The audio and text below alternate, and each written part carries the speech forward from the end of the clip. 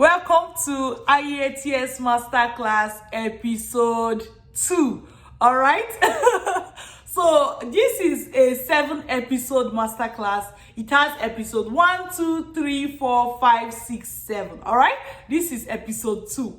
And in this masterclass, my promise to you is that if you listen to everything I'm going to tell you and you implement it, you are going to be able to sit for your exam. First, you will know whether you need this exam or not, and you'll be able to sit for your exam and pass it once and for all and you'll be able to get the required grade that you need. All right, so stay with me. In this episode 2, I'm going to be telling you the top 3 core secrets that you need to know for you to pass Ielts. There are 3 of them, and I'm going to tell you that the climax is the 3rd one.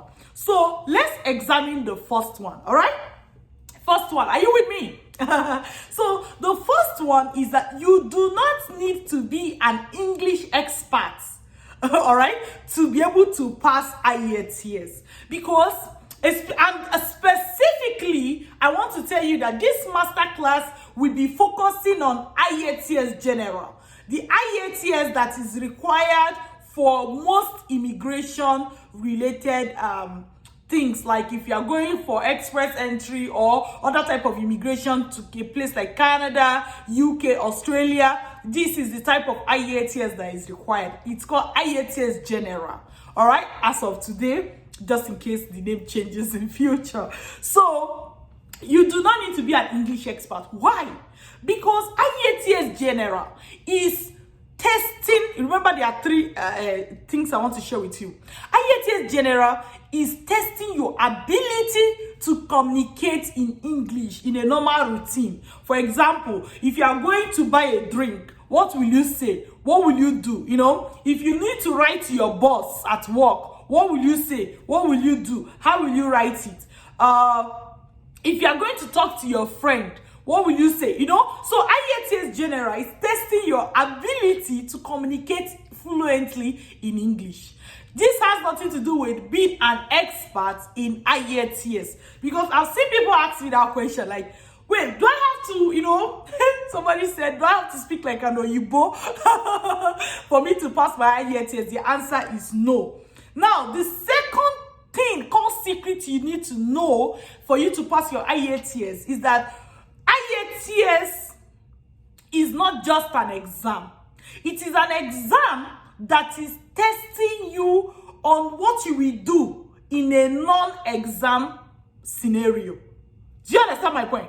It's testing you on what you will do in a non-exam scenario. So for you to pass Ielts, you have to take exam out of your mind. You have to take that this is exam out of your mind and put it in your mind that this thing is testing you on what you're going to say or what you're going to write on a normal day if you were doing this thing. Something that is not in an exam condition. You may think that this is not important, but I'm going to give you an example. For example, I was talking to somebody and I was practicing Ielts speaking with the person. So I asked the person a question. The person told me one of the questions they encountered in the exam, right? When they wrote their first Ielts.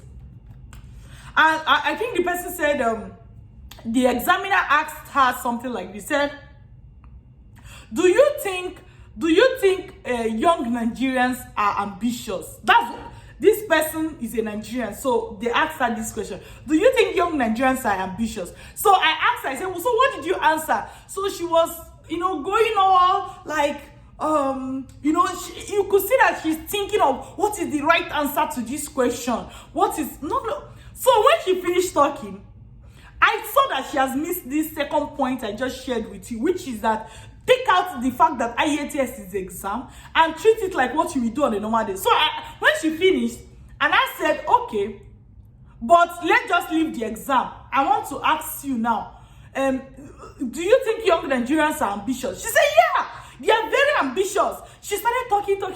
I said, this is it.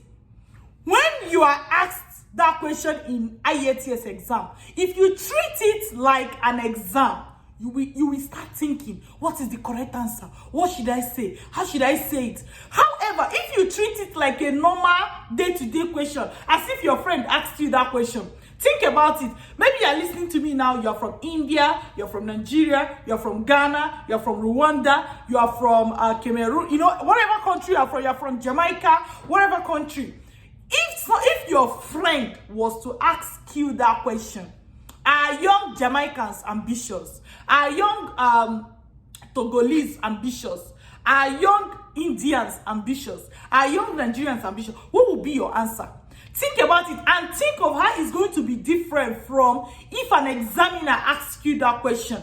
So what I'm telling you now is to focus on answering those questions as if you are in a natural condition. As if your friend asked you that question, what will you say? So stop treating IELTS as if it's an exam only, because IELTS is testing you on what you will do in a natural condition. On, like, if this was to happen to you at work and your colleague asked you this, what will you respond? That's what IELTS want to hear, So keep that in mind. Now, the third interesting secret, this is the height of it all, is that IELTS is based on structure. There's a marking scheme for IELTS. So IELTS is marking you basically based on how you're able to follow that structure versus what you said inside.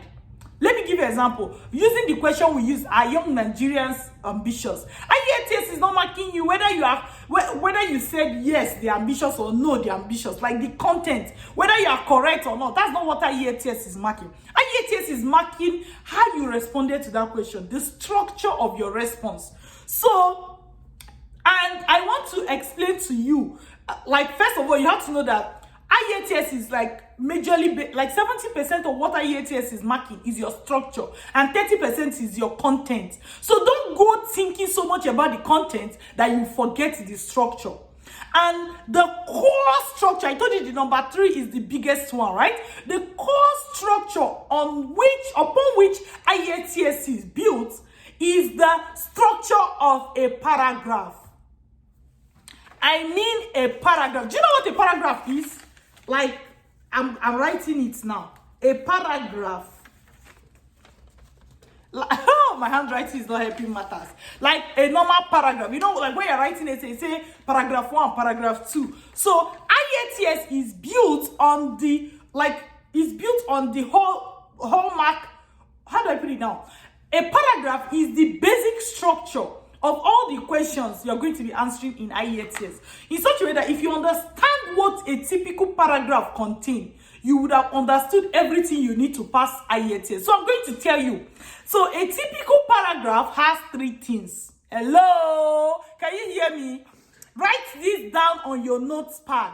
A typical paragraph has 3 things. The first thing it has is what is called a topic sentence. All right? Topic sentence is a sentence that summarizes everything you want to say in that paragraph.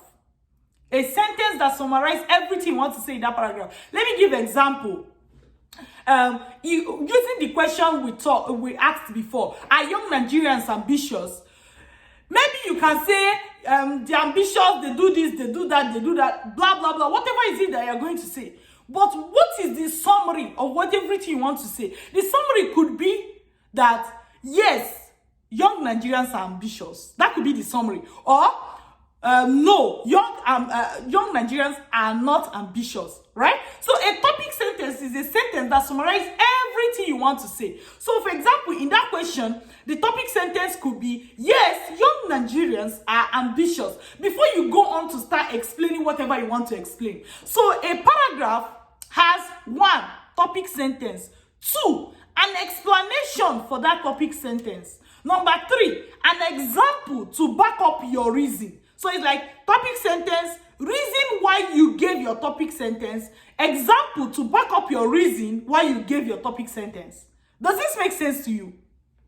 So, for example, if topic sentence is, yes, young Nigerians are ambitious, an explanation for that reason could be because an average Nigerian is always looking for how to succeed. So most times they go ahead to, go for advanced studies, they study very well. A lot of Nigerians have masters, have PhDs. Do you get? That is the reason for you agreeing that they're ambitious.